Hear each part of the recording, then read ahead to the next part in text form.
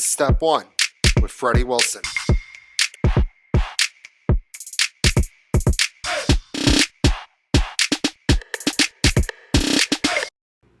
Welcome to another episode of Step 1. I'm Freddie Wilson. We have a great show for you today. My good friend, Dan Levy, is going to be joining the show. He works for the Philadelphia Eagles in community relations. We've got some NBA action to talk about. The Clippers finally won a game with James Harden. And we've got our first suspension of the NBA season with Draymond Green. So a lot to talk about there. We're also going to talk about college basketball. And of course, we'll do a full recap and preview of college football and the NFL. All right, let's ride.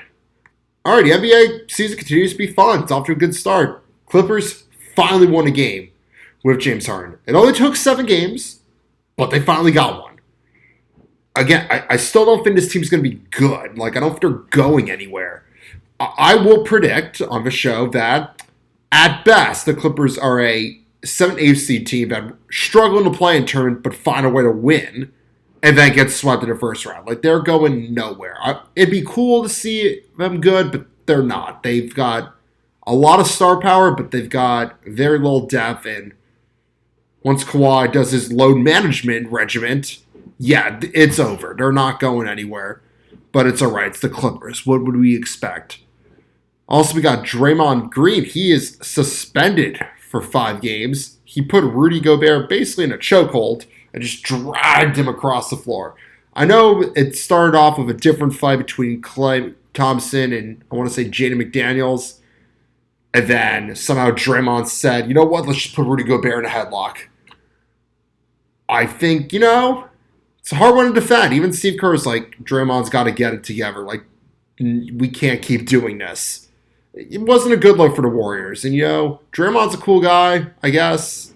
But he can't be putting dudes in headlocks. All right, big surprise so far this season while we're on the subject of the Timberwolves is the Timberwolves are tied for first in the Western Conference. As of this taping, of course. This comes out Wednesday, so it's Monday right now, so let's not speculate too far. I know the Timberwolves are an all right team, but I didn't think they would actually be this good. They're 7-3 right now, I want to say. So that's a pretty big surprise. Didn't think the Timberwolves would be off to a hot start like this. But the Celtics still have the best record in the league, and we're going nowhere. All right, moving to college basketball. Big surprise of the season that JMU, James Madison University, is ranked like their football team. Well, their football team isn't ranked anymore. They lost, but they're off to a good start. They beat Michigan State, and they are shaking heads and winning games.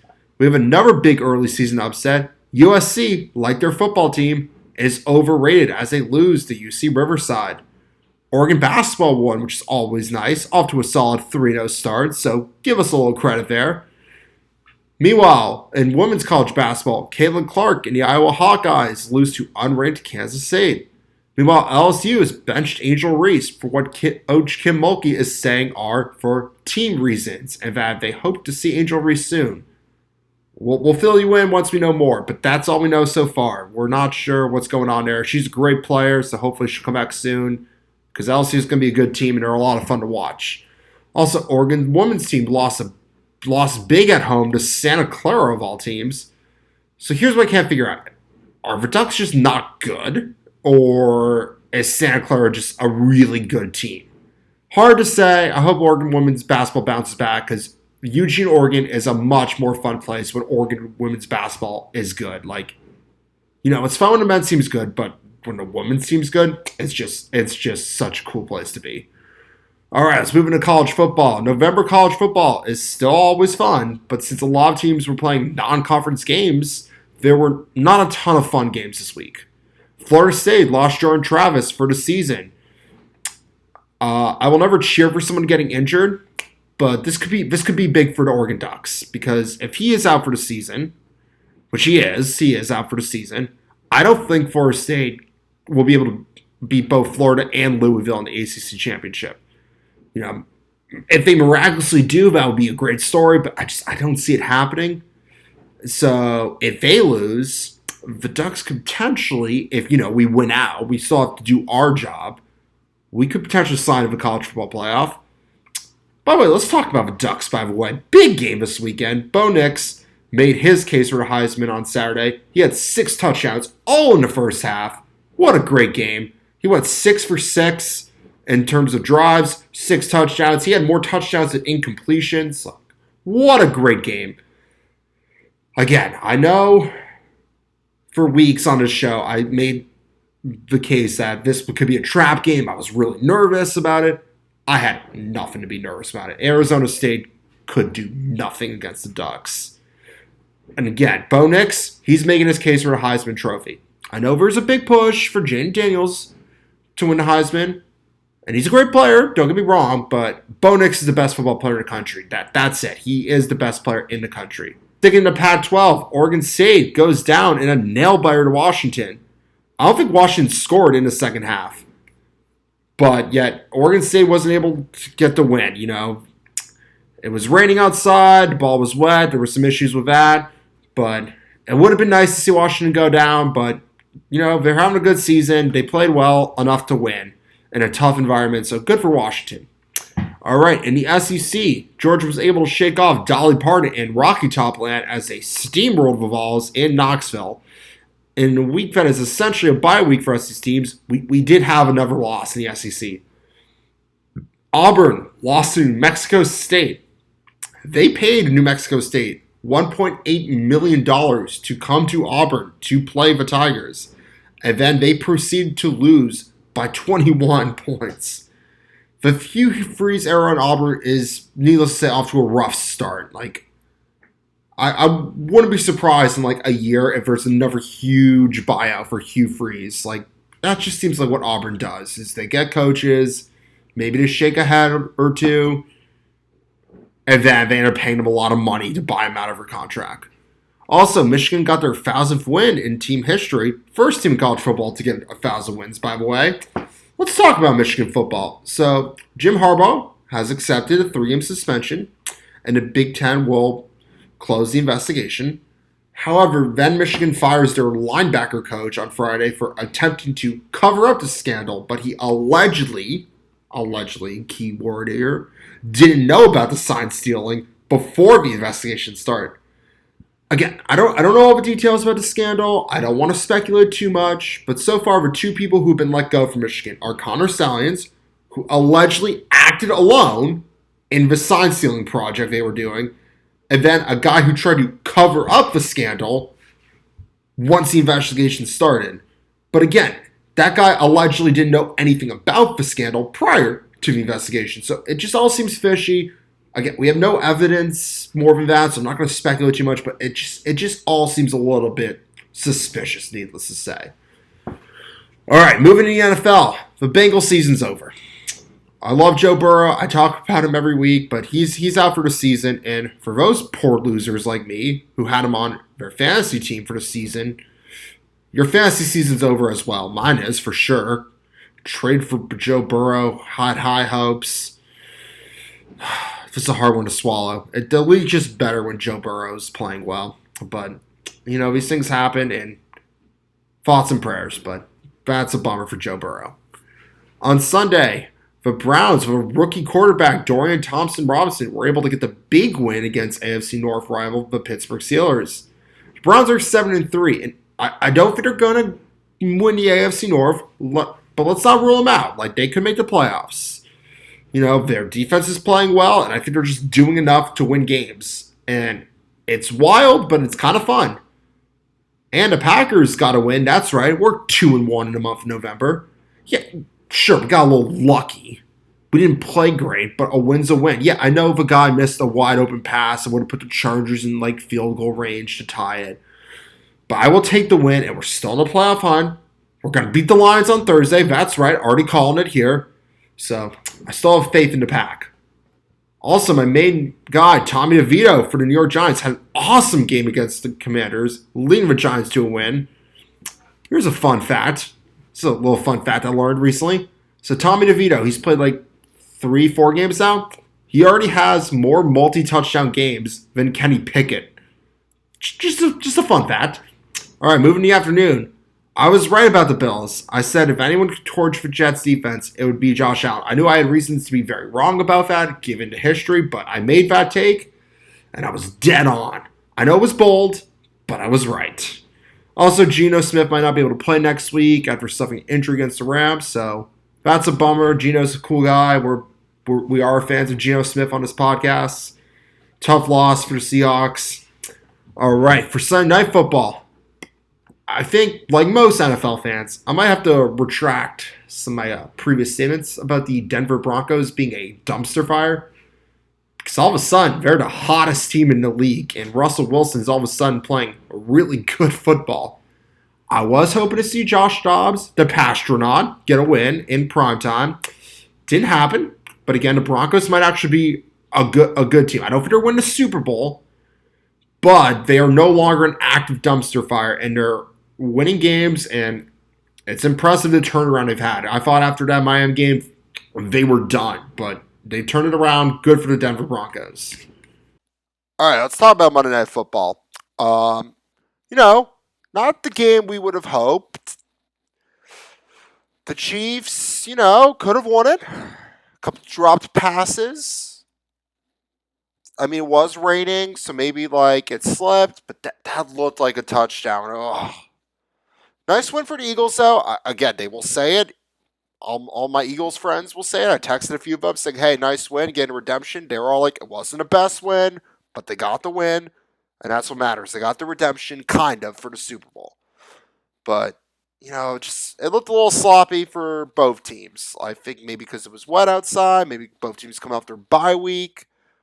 But, it wasn't a game we wanted, but it was still a very good game. Like, it was still, like, a fun I won't say action-filled, but a fun game nonetheless. All right, let's get to our interview with Dan Levy. Okay, today we welcome a very special guest, good friend, Dan Levy. He's the community relations coordinator for the Philadelphia Eagles. Dan, how you doing? Good, Fred. It's great to hear from you. Yeah, and I've been working at the Eagles for about 7 years or so. So what do you do for the Eagles? Like, and what's your background in general? Yeah, so I'm the youth football and community relations manager at the Philadelphia Eagles, and what I do is I work on the off the field efforts for the Eagles. So when you think about the ways that we're engaging with young fans and the way that we're creating new fans, that's a big part of what I do. And then a lot of that, what I do is looking to eliminate barriers to entry for kids into the game. So strategic partnerships with nonprofits, and then just other opportunities, whether it's around providing product or creating new experiences like girls flag football. These are all things that I work on a day-to-day basis for the Eagles. That's awesome, man. Would you say your job's easier when the Eagles are good? Because I know they've been good the last few years, and they were good your first year. Or is it harder when they're not as good? Because I know you've been through both. Yeah, no, definitely. It's definitely harder when the team is not performing as well on the field. When the team is winning on the field, and there are, everyone wants to see you. You're the belle of the ball. So it's easy to get people to come to events. It's easy to be showed love. But then when the team's not doing as well, it's harder for us to do our jobs. But that's part of the role, figuring out how to put our players in the best light, regardless of their record on the field. But recently, it's been pretty good, so it's been pretty easy. Yeah, that tush push plays helped a little bit. It certainly has. Yeah, giving them a few extra yards. Yeah. I still think, I know it's technically legal, but I think it's not going to be allowed next season. I feel like Adele's going to be like, nope. Well, maybe your guy, I know you're not his fan, but Tom Brady used to do a lot of QB sneaks there in a similar sort of way. But yeah, I mean, I'm a Packers fan. I don't know if you've noticed. I can see that you're a Packers fan, but you're from Boston area, so I'm sure you watched a lot of Tom Brady. A little bit, just 6 Super Bowls. Yeah, occasionally when he was on TV. He was on the TV like, maybe every other Sunday. Exactly. Yeah, so how does work for the Eagles differ? I know you worked for the NFL. I know you worked in Cleveland as well. Like, how does it differ from organization to organization? Yeah, so I think the biggest difference between the Browns and the Eagles to me was kind of like the sense of family. Like at the Browns, there's a little bit more of a separation between like the football side of the building and the business side of the building. And in Philadelphia, it's really just, everyone is together and you're one group under one roof, and we're just kind of doing everything as a unit, and it's really special to be part of when everything's going well and everyone's together. So I think those are the biggest differences between the clubs, is that one is like a very separate like business versus football entity. And obviously there is some of that at the Eagles, but it feels more familial. And then when I was at the league office, it is just a corporate entity. So you're not rooting, I'm not walking in there wearing an Eagles jersey or a Packers jersey or whatever I want. I'm wearing the shield and I'm representing the shield. And so it's a little different when you can't have a fanhood or a fanhood at all. I'd like to say now you cut me open, I bleed green. When I was in Cleveland, orange and brown were my colors. And then when I grew up as a Commanders fan, burgundy and gold were. So it's nice to be a part of a fanhood, be a part of a community.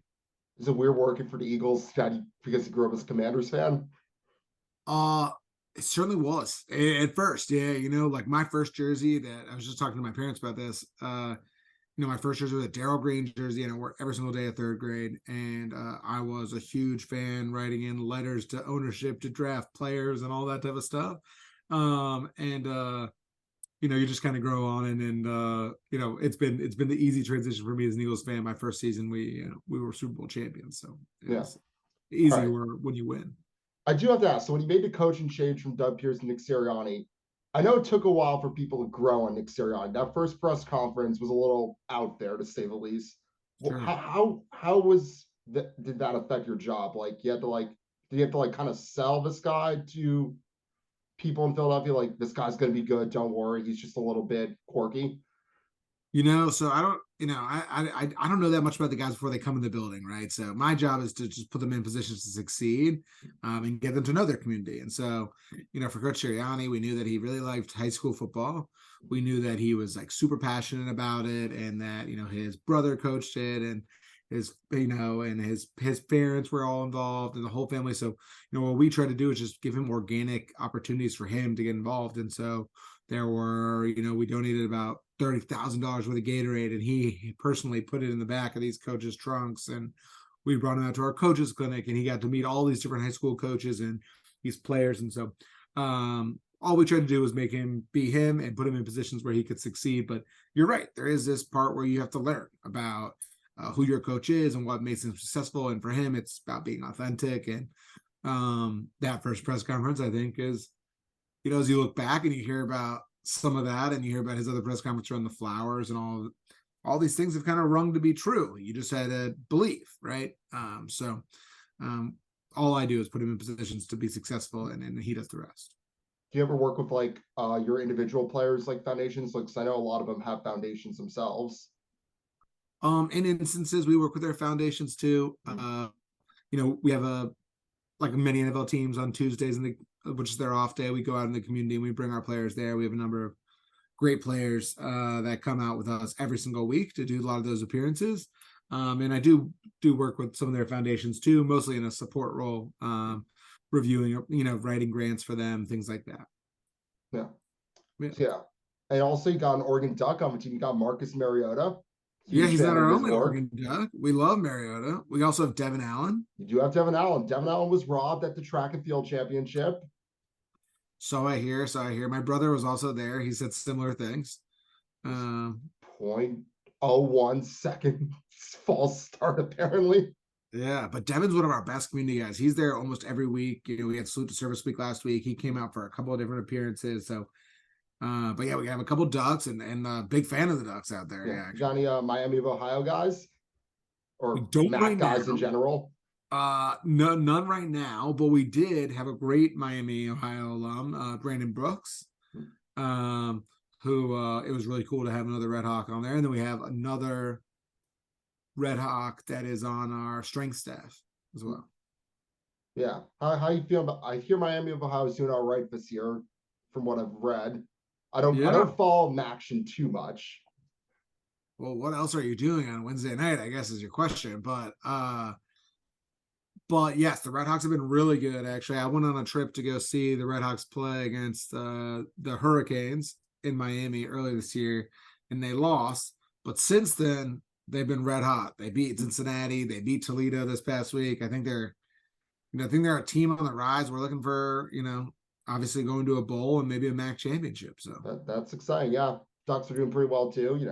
We're doing okay. Bo Nix is, an averagely good quarterback. He's doing okay.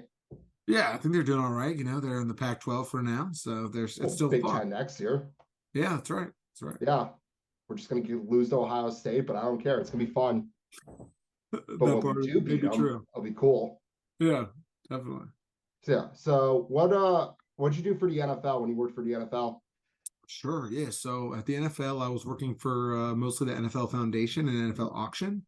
And so NFL Auction is kind of a fundraising platform for the nonprofit entity, the foundation. And so I work to do a lot of signings with players at Pro Bowl, at the Hall of Fame game, meeting a lot of really awesome. Oh, sorry, my dog is just kind of crying here in the background. So I did a lot of Pro Bowl and the Super Pro Bowl and Hall of Fame. Relax, Bubba. And so I did a lot of cool signings like that, and then a lot of experience-based auctions. So I work with cool organizations like Omaze and Prizeo to build out these really cool opportunities for fans to get involved with our players while donating to a really important cause. So I did a couple of cool ones like that, and then did a lot of reading of reviewing and approving grants that NFL players, veterans, and then also clubs submitted in to the NFL Foundation. The NFL Foundation does millions of dollars in support for nonprofit agencies, including club foundations, military support, and then our player foundations as well. What's Roger Goodell like as a person? You see Didn't have much him in the experience. media, but I want to know what he's like when he's not behind a camera. I hear you. I'm the wrong guy to ask. I met him a couple times, shook his hand, was always very cordial with me. But I didn't have that much experience. I was just an assistant and an intern during my time at the NFL. I think I texted you when you were there, like, hey, can you tell Roger to free Brady? That was I how was think happening at the time you were there. I think you did text me that. Yeah, when I was You're interning like, there in yes, I'll text 2014. Roger that Freddie Wilson wants to free Tom Brady. Yeah, I was like, yeah, Fred said it, so it's got to be true. I mean, he didn't. He didn't. Yeah, Maybe the word didn't get up to him, but one day. yeah, he'll get the work. Maybe he'll I be on mean, this podcast one day. Brady's retired, so he doesn't really need to focus on Tom Brady anymore. I'll find someone new to hate. Yeah, something like that. Yeah, One day it's gonna be Jordan Love. I'm telling you. we'll see. Jordan, Jordan Love Jordan is Love my is fantasy lighting up quarterback every right other now. NFL team when he beats the Eagles in the NFC Championship. Not Ooh, this season. We're going a couple years down. yeah, Let's take some time. yeah, not this season, but maybe soon. Maybe soon. One day. Proud member of the Lover Fest, by the way. Only Okay, member, but proud member. it's all right. Somebody's got to be cheering him on. So We should have taken Jalen Hurts. I think a lot of people are thinking that. A lot of teams miss on him. But at the time we had another quarterback, so it's Yeah. it's just interesting how the world works. And Jalen came into it, and he's kept the main thing the main thing. Yeah, you've won a few games. Won a couple, yeah. Yeah. What's Super Bowl week like? I know you've been to a couple now. So how does that affect your job? What's it like going to a Super Bowl? Yes, I've been to a couple Super Bowls now. Been pretty awesome both times. It's stressful, right? You win the NFC Championship, and then you have 2 weeks to plan and get whoever you're going to get there, and buy your tickets and get out there. And so for us, it's about what are our main things we want to put on the platform, right? Like, what are the things that are biggest programs that we want to spotlight from like a work perspective? And then the other part is like, we're going to the Super Bowl and I get to be a fan and be on site, be there and cheer them on and do that part. So the Eagles take really great care of us and they allow us, a lot of capabilities to bring some family there or friends and then go to a bunch of really cool events that are celebrating the team while you're there. So, we look for the big opportunities, on Media Row and things like that to promote our programs. Like I'm working on a program now around providing access to sport for girls and sports bras in particular. And so we put that program really on display at Super Bowl this past year. And then, there are just honestly like a bunch of fun things to go to. So they throw a big party on Friday night. The players and all the staff get to go to that maybe has a musical performance and, opportunity for you to kind of bond with your friends and family before the big game. There are these big parties and concerts and things like that are happening. And then it's the game. And so the game when I was in Minnesota was, nerve wracking and so much fun and exhilarating. I was there with my dad and then we went to the after party and it was, the best night ever. And then when I was there in Arizona this past year, it was so much fun and leading up to it. And then, all of a sudden it's not that much fun and there's still an after party. Penalty call there. Questionable. Sure. Yeah, there are definitely some things that are out of your control. But but it's not as much fun on the back end, and you're looking forward to all these moments, and there's a big letdown, but you look forward to the next season, and then this year we're having a great year. And so you're talking to me now on the bye week when we're 8-1, and we feel good about what our chances Did are. lose to the Jets though. Yeah, we did lose to the Jets. I We was did lose there. to Zach I was in New Wilson. York for that game. Yeah. Yeah. You can't win them all though, Fred. Sometimes it's good to lose a game early on. Sometimes it's good to lose a game, especially to Zach Wilson. Sometimes you learn your lessons in weird ways. You never really think through. The Jets would be so good if like that guy Aaron Rodgers was on their team. Like, wonder if he's available. Well, the media certainly covers it that way. Like he's going to be back anytime soon. That'd be pretty amazing if he did. He's on saying he's like, I'll be back soon. No way. It's a hard injury to come back from. I agree. I think it's very unlikely, but he seems pretty determined. Maybe if they're in a good spot, the Jets got to keep winning though. Otherwise, there's no reason. He does do another darkness retreat. He might do one of those. Yeah. He did that in Oregon, right? I didn't. Were you close by? It was like Southern Oregon. It's like 3.5 hours away. Got it. No, I So didn't know. somewhere that, in like Southern Oregon, he like went deep into the darkness retreat. Yeah, I don't know too much about darkness retreats, but whatever They works. sound kind of boring. Right, a little bit. Yeah, I agree. I don't know what I would be doing, I guess, with my eyes closed or in the darkness. I don't know. It's the reason why he chose to go to the Jets. A lot of reasons why he chose to go there, but yeah. Yeah, something, about the Packers signing a guy named Jordan Love. Something like that. Something about drafting a quarterback in the first round that does it for another guy. Maybe it was the right decision. Maybe. One day it'll pay off. We'll find out soon, right? We're going to find out how it all turns out. Yeah, Packers don't play Eagles this year, but they played last year. We didn't win, but yeah, Jordan Love tore apart that defense when he came in garbage time. When he came in garbage time, he did look good. A lot of people said that for sure. What's been going on with you, Fred? What's happening in your sports world? Got the Celtics. Celtics look good. So your fanhood is Celtics, Packers, Red Sox, Bruins, the Ducks, of course. Ducks are looking pretty good. Ducks, but no Patriots. No Patriots. Let's not forget about Ducks basketball. Ducks basketball. Okay. Yeah, like we did a we're airing a preview. Me and Jeremy Spire did a NCAA like preview. And he's like, nice. Can you name 3 players on the Ducks? And I'm like, not currently. Could Spyro do it? Yes. Can Spire do it? No, but he can name all the Duke guys. Sure he can. I'm sure he can name all of them. Yeah, he worked for them a little bit. He was on our first episode ever on the show. Really? That's awesome. It's so cool. You guys all stay in touch like that. Yeah. Yeah. So it's mostly camp guys on the show, actually. Well, I'm honored to be a guest tonight. Yeah, we've had Feltz on a couple times. We've had Simon on. Simon. We had Simon Feltz on. We did an NBA preview. Oh wow. Yeah, Simon. God, bro, just starts eating spaghetti during the entire show. Okay. I never ate dinner, but I wanted to be here. Wow, that's dedication, right? Yeah. And yeah, that's cool, man. All right, I got a Philadelphia question for you. Okay, what's the best place to get a cheesesteak? Like, out of all the places. A non-kosher question, you guys. A non-kosher question, but they're good sandwiches. It's the Freddie Wilson non-kosher question of the day.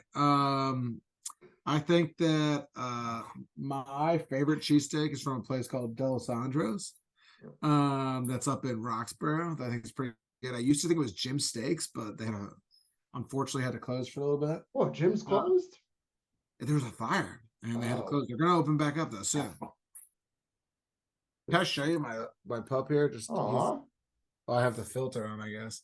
But he's going a little crazy here. We just drove down because I'm on the bye right, so I came down to Maryland this morning to come see my family. And then my first stop was being on the Freddie Wilson podcast. So yeah, no, Jim's was I went to Jim's once and I'm like, what of it? I'd been to Philly so many times before. I never had a cheesesteak. I'm like, this is what I've been missing. Yeah, you got to do it. Whiz wit. You always got to go whiz. You got to go whiz. You got to go onions. I don't know what you're doing otherwise. So, is there a cheesesteak place into Philadelphia Eagles Stadium? Yeah, we sell cheesesteaks in there for sure. We sell a lot of cheesesteaks, a lot of chickens and Pete's. So there's always a cheesesteak you can have anywhere near the link or anywhere in Philadelphia. You can find a cheesesteak, no doubt. Yeah, do you guys ever partner with the other Philadelphia teams? Because I know you guys all just share one giant lot. Because I know like the bank's right next to Lincoln. I Yeah, know you got Wells Fargo Center right down the street. we do partner on some events. We did like a big girls in sports day this year with all the other major sports teams at Citizens Bank Park. We do a bunch of different work together with them. And we really just look for opportunities to kind of spread the good word about the work that we're doing. And we're always bouncing ideas off each other for those different groups. Yeah. Is it easier when the Phillies are also pretty good too? Does that make your job a little easier? I think in general for sports, when the city's humming and their teams are doing well, it's certainly easier to do your job. Yeah, they looked good this year. The Phillies. I know they didn't win. Yeah, they didn't win, but they did pretty well. And it was a lot of fun to watch them on the run. Yeah, They made the playoffs. I went the Red Sox. that's true, and they look exciting for the future. So they talk about Red October a lot in Philadelphia, and it was a real thing. It was real fun, and you might have seen me wearing a little Philly stuff too. Did you grow up a Nationals fan or? I grew up an Orioles fan, so Oh yeah, because you're from Maryland. yeah, so a lot of Orioles, but I'll take the Their Phillies season was NL team. started off great. Yeah, they were. I mean, they had a great regular season. They had a great regular And season. playoffs, not so much, but Yeah, but they're a young team, so there'll be more opportunities, I'm sure. yeah. Now, I've never been down to Camden Yards, but I hear it's great. I've heard good reviews. You gotta go. You gotta go to Camden Yards. You gotta be there. It's a great place to be. Yeah, I've realized like not every stadium's like Fenway. Like I went to a Mariners game and I'm like, why is it not sold out? And then I realized, Yeah. oh wait, not every baseball stadium does that. Yeah, most stadiums are not like that Yeah, actually. apparently when you go to like T-Mobile Park on a Monday night in April, not many people go. That's true. Yeah, and in Philly, it is always, it is always packed. So it's pretty cool. Yeah, people got to see the Phillies play. Bryce Harper's pretty good. Yep, absolutely. Yeah, Awesome. we had Kyle Shore before you guys had him. That's true. For Yeah, you half did. the season, we had Kyle Shore. Yeah, he's been pretty great. He's been pretty fun for us, So really good time. So, what do you feel like the coolest opportunity you've had, like with the Eagles, or just like in your career, has been? Yeah, coolest opportunity. I mean, the Super Bowls have been pretty cool. I rode on the parade after when the Super Bowl in 2017. That was Get a hold of pretty. the trophy. I've held the trophy. Yeah, no, I didn't hold the trophy on the bus. That was more of a player moment. But I think for me, the coolest moment was probably one of my first moments when I was in the NFL. I'm gonna leave the coolest moment for me, the coolest, like the biggest, like welcome to the NFL moment, I guess. I was working in the NFL. I'd probably been there about 2 months or so. NFL draft in Chicago, and I was helping out our PR team. And my role was, as a player comes off of the stage when they get drafted, they call your name. Roger Goodell meets them. They shake this, vice president of the comms, and then they meet this person that's going to take them on this media tour that they never met before, but they're coming off the stage from like probably the pinnacle of their life at that point. They just got drafted, and so I got to do that moment for Keanu Neal, and I got to bring him on his media tour right after he got drafted by the Falcons, and he was so excited that he kind of ripped his pants. But he told me, he goes, I don't even care about that. It was the best moment of my life, whatever. And then we go on this whole tour together, and you're just going to be there for this really pivotal moment in someone's life, and that was probably one of the coolest moments I've had. Is he still in the league, Keanu Neal? What position does he play at? I think he's played some linebacker, he's played some safety. I think I don't know where he is right now, honestly. Yeah. But you were there for a big part of his life. I was there for a big moment. I'm sure he doesn't remember me, but I certainly remember it, and it was definitely a pivotal moment in my career. It's like, that you can have a profound impact on somebody, even if it's just for a moment. Yeah. Do you still get to go to a draft with the Eagles every year, or no? I don't. The draft was in Philadelphia the following year, so that was pretty cool. I got to play some cool moments there. But we don't typically go to the draft unless there's like a activation or a reason to go. Yeah. Or you happen to have a number one pick, which you won't have anytime soon, probably. I hope not. Yeah. Well, unless you trade it, and then the team you trade for happens to get it. I guess so. Yeah, something like that. That'd be the Yeah. only scenario that would be okay. I'd like to have a draft pick at the end of the draft. Yeah, usually that's kind of what you want. There's always some great players that pick number 32. Definitely. Yeah, definitely. Hey, Jalen Hurts was a second round pick. That's absolutely right. Were people like excited when you guys drafted him, or were like, what was the buzz in Philly when you drafted him?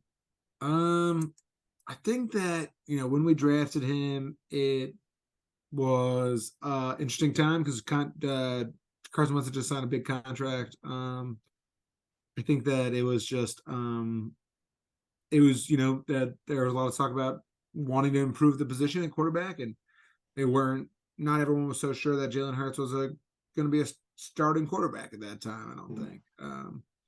Certainly has proved it since, but I think they were just happy to have a lot of depth at the time. Yeah. I would say tell some of the fantasy players that have an Eagles, good job. I don't have any this year. Yeah, no, I'm sure they hear that a lot actually, but yeah, I think last year I saw you do an event with Miles Sanders, AJ Brown happened to have both, and I'm like, hey, you gotta tell them good job this year. Yeah, no, they were at a part of a really cool event last year. But yeah, no, definitely a lot of cool experiences with these guys, and it's been a lot of fun. And Fred, I need to get down to go take care of my nephew, but this has been so much fun catching up. Yeah, thank you for coming on. It was great having you.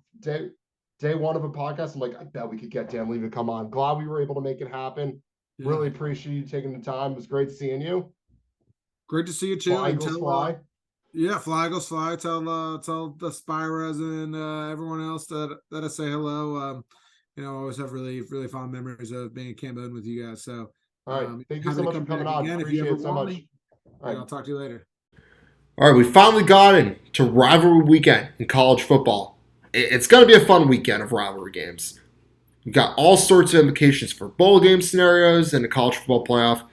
And it all starts Thursday night with the Egg Bowl. Ole Miss versus Mississippi State. This is always one of my favorite games as far as rivalries go. I don't think there are two schools in the country that hate each other more than these two schools. Like, they just absolutely hate each other. Both teams always try their hardest to win this game. Like, let's say one of these teams just has a terrible season, but they managed to win the Egg Bowl. All will be forgotten about the rest of the season. It'll be like they won the Super Bowl. That's how big this game is to an Ole Miss or Mississippi State fan. Got a little silent. I've actually rooted for both these teams at some point in my life. I did once go to an Ole Miss game. It was my first ever, and for now, only SEC experience. I went down to Oxford, so that was pretty cool. And also, for 6 weeks during the 2020 college football season, as you can see by my shirt, I was a huge Mississippi State fan. So here's what happened. My buddy and I didn't think the Pac-12 was actually going to do a football season during the pandemic. But we really, really wanted to keep the sparks flying. So we decided, you know what, we're going to pick an SEC team to root for. Because we both agreed there was no scenario where the SEC was going to stop football for a pandemic. It just wasn't going to happen. We knew it would be lame if we picked Bama or LSU as our SEC team. And it was Mike Leach's first season coaching at Mississippi State. We liked Mike Leach in the air raid offense. R.I.P. Mike Leach, by the way. So, for 6 glorious weeks, I was a huge fan of Mississippi State Bulldogs. So, after week 1 of that season, I don't know if you guys remember, I thought I was onto something. They beat LSU, the defending national champs at the time. They broke the SEC single-game passing record. And I thought, like, you know what, maybe I got this right. Turns out I was very wrong. And they ended up losing the next 5 games, and none of them were even close. They were all blowouts. But let's get back to the current college football season now. All right, on Friday, we have the Ducks taking on the Oregon State Beavers for potentially the last time for the foreseeable future. Hopefully the Ducks will win, and then we can go to the Pac-12 Championship, get a little redemption on the Washington Huskies, but this is probably one of the most anticipated games against Oregon State since I've been a Ducks fan. Like, both teams are really good this year, and yeah, Oregon State is good. I'll give them credit for that. But I want nothing more to remind the Oregon State Beavers that we are the superior team in this state. Moving to Saturday, biggest game of the season, not just the weekend, the season. Michigan versus Ohio State, always a big game, but it seems like the last few years it's been even more bigger just because both teams are now really good. So actually, I have a take for the college football playoff implications that can result from this game. So let's say Ohio State wins this game, beats Iowa in a Big Ten championship. They're going to make the playoff, and I think Michigan will be left out, even with one loss to Ohio State. However, if you flip it, and Michigan wins, and then goes on to win the Big Ten championship, I think Ohio State and Michigan get in a playoff. Ohio State, in my opinion, they're the better team.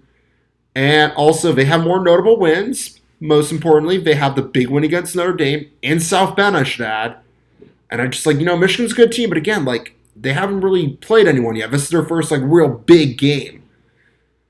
I still would love to see Iowa beat one of these teams in the Big Ten championship, but that's not going to happen because Iowa would need to score points, and Iowa doesn't do that. And these teams have pretty solid offenses, so it's not going to happen. So whoever wins this game all but guarantees himself a spot in the playoff.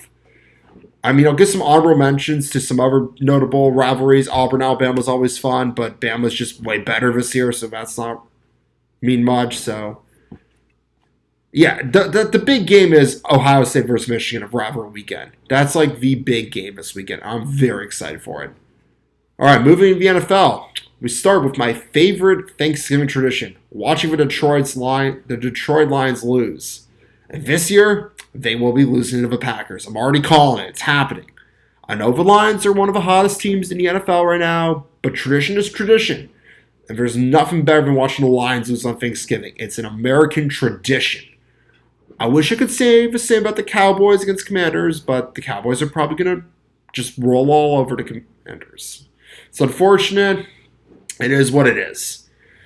And then Thursday night, the Seahawks host the 49ers. It's unclear, as of his taping, if Geno Smith's going to actually play. So we might get to see Drew Lock take on the elite 49ers defense. But even if Geno does play, the Niners are too good. They're hot right now. I don't think Seattle has a chance. And the 49ers will be joined a post-victory turkey on the field, as is tradition for the Thursday night football game on Thanksgiving. All right, we have our first ever Black Friday game in the NFL. Too bad it's Jets playing. All right, so the Jets finally made a decision. They announced it today. They're not going to stick with Zach Wilson. They're benching him for Tim Boyle. I don't think Tim Boyle is going to give him much of a spark on offense. I think the Jets' problems are beyond who plays quarterback, unless, of course, Aaron Rodgers played, but he's not. And the Dolphins should be able to win this game. They're a good team, and the Jets are struggling, needless to say. I don't think they would even be good with Aaron Rodgers, hot take. I think the Jets are just the Jets, and they're never meant to be good. All right, moving into Sunday. Not a great morning slot of games, because we have the 3 games on Thursday and a game on Friday. So not a great slot. I would say Bengals-Steelers would have been fun if Joe Burrow wasn't out for the season. So that's a bummer right there, because that's usually a good game. I'm excited to see my boy Tommy DeVito light up the Patriots defense. So here's what I think. I think Tommy DeVito is going to finish this game against the Patriots. He's going to have more passing yards and touchdowns than Mac Jones. That is my take. I am standing by that. All right, in the afternoon, we have a fun one. Bills versus Eagles. 2 very solid teams going up against each other. This should be a great game. A lot of action. I think the Eagles are going to win. But it'll be a fun game. 2 great quarterbacks. Josh Allen, Jalen Hurts. I'm excited to see it. Then on Sunday, we have the Ravens versus the Chargers. I feel like I'm like most NFL fans on this one. I don't understand how the Chargers are this bad. They should be good. They have all the pieces to be good. They have the guys to be good. But every year, the Chargers find a way to be an average team. And it's just such a bummer. Also, I want to give a prediction here. If the Chargers lose this game, I think Brandon Staley is getting fired before the season ends. I think they're ready to move on from him, but they need a sign. And maybe losing to the Ravens in prime time will be that sign. But I think this is Brandon Staley's last year, unfortunately. He's a good guy.